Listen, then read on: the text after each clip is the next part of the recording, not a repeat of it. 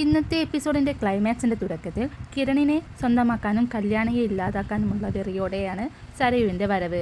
ഹോസ്പിറ്റലിൽ നിന്നും ചാടിയുള്ള വരവാണ് സരയുവിൻ്റേത്. വീട്ടിലെത്തിയ സരയുവിനെ കാണുന്ന കല്യാണിക്ക് സന്തോഷം. എന്നാൽ തന്ത്രപൂർവ്വം സരയുവിനെ സ്വകാര്യമായി കുറച്ച് കാര്യങ്ങൾ പറയാനുണ്ടെന്ന വ്യാജേനെ എല്ലാവരിൽ നിന്നും മാറ്റി കല്യാണിയെ റൂമിലേക്ക് തനിച്ച് വിളിക്കുന്നു. പിന്നീട് കടാര കൊണ്ട് കല്യാണിയെ കുത്താനൊരുങ്ങുന്നു.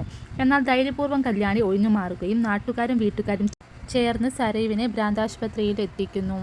പൂർണ്ണമായും മാനസിക നില തെറ്റിയ സരയുവിനെ കാണാനെത്തുന്ന കല്യാണിയെയും കിരണിനെയുമാണ് കാണിക്കുന്നത്.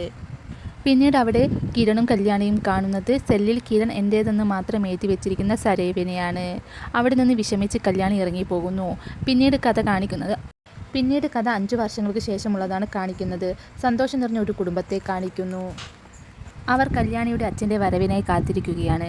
ജയിൽ മോചിതനായി വരുന്ന അച്ഛനെ ഓടിച്ചെന്ന് കെട്ടിപ്പിടിക്കുന്ന പെൺമക്കളെ കാണിക്കുന്നു. പിന്നീട് അറിയുന്നത് സരയു ജയിൽ ചാടിയെന്ന് ന്യൂസായിരുന്നു.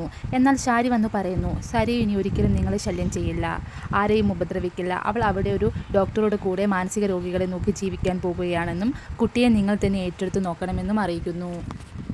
അങ്ങനെ സന്തോഷത്തോടെയുള്ള കുടുംബത്തെ കാണിക്കുന്നു. അങ്ങനെ എല്ലാ പ്രശ്നങ്ങളും തീർന്ന് സമാധാനത്തോടെ തൻ്റെ പെൺമക്കളോടൊപ്പം ജീവിക്കണമെന്ന ആഗ്രഹം പറഞ്ഞ് കഥ അവസാനിക്കുന്നു.